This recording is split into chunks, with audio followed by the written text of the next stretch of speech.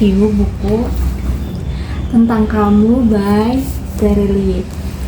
Kenapa aku pakai buku ini? Karena di dalam buku ini kisahnya tuh sangat-sangat inspiratif mengenai Sri Ningsih. Baik kita kulik, siapa itu Sri Ningsih? Sri Ningsih merupakan seorang perempuan yang lahir di Pulau Bungin.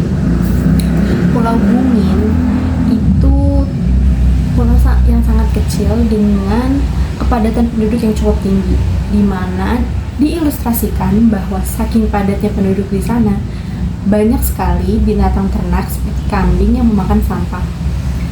Kemudian di Pulau Bungin ini dikenal sebagai Pulau Nelayan, di mana di Pulau Bungin ini ayah dari Sri Ningsih merupakan seorang nelayan yang pada saat itu harus menghadapi kemalangan ketika badai besar. Sri Ningsih tinggal bersama ibu tirinya dan juga adik tirinya, di mana perilaku ibu tirinya amat sangat jahat kepada Sri Ningsih. Akan tetapi, Sri Ningsih tidak pernah menyimpan dendam sedikit pun kepada ibunya. Baik, perjalanan Sri Ningsih dimulai ketika ayahnya meninggal, di mana ayah Sri Ningsih harus meninggal di hari waktu Sri Ningsih ulang tahun karena ayahnya berjanji akan membelikan sepatu baru untuk Sri Ningsih. Akan tetapi takdir berkata lain. Hal tersebut membuat Sri Ningsih harus bangkit, dan warga desa Bungin meminta Sri Ningsih untuk meninggalkan ibu tiri dan juga adik tirinya. Karena apa? Ibu tirinya selalu melakukan kekerasan kepada Sri Ningsih. Hidup Sri Ningsih begitu berat dan keras sampai akhirnya beliau menjadi seorang miliarder dengan memiliki 1 juta million pound sterling. Mungkin bisa dikalikan sekarang berapa. Kemudian banyak sekali perjalanan, seperti ia harus pergi ke Jakarta, ia harus pergi ke madrasah dulu sebelum itu, kemudian ia harus berjualan nasi goreng, kemudian ia harus berbisnis penyewaan kendaraan roda 4, kemudian setelah itu ada yang tidak menyukainya, tempat itu dibakar. Setelah itu Sri Ningsih terus melakukan usaha sampai akhirnya dia pergi ke London, di mana di London semua perjalanannya dimulai. Sri Ningsih harusnya tidak boleh mengendarai omnibus, tapi ia bisa mengendarainya karena di sana perempuan tidak boleh mengendarai bus, karena bus ini trayeknya mungkin cukup jauh juga ya. Kemudian dalam buku ini Sri Ningsih itu memberikan kita banyak sekali pelajaran, di mana dia selalu bilang kalau ada 1000 alasan kita untuk dijatuhkan, maka kita punya 1001 alasan untuk bangkit. Oh ya, dengan jumlah harta yang begitu banyak, Sri Ningsih tinggal di panti jompo. Dan kemana semua uang yang dia punya?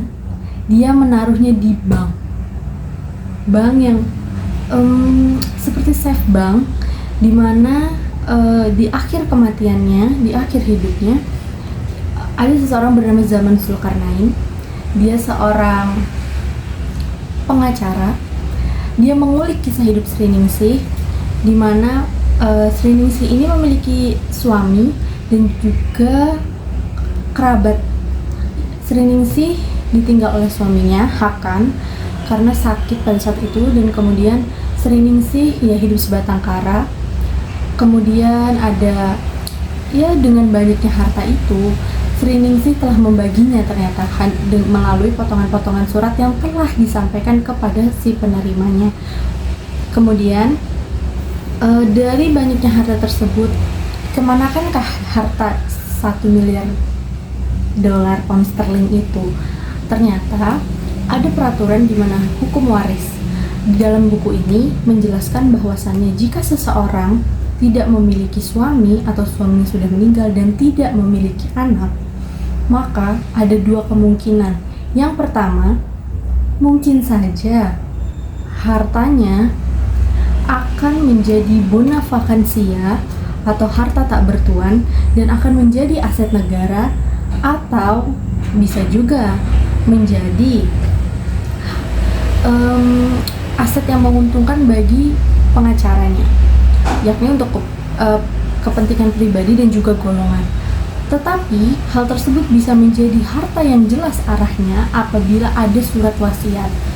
Dalam buku ini, Zaman mencari semua surat wasiat yang ditulis oleh Sri Ningsih melalui kisah hidupnya.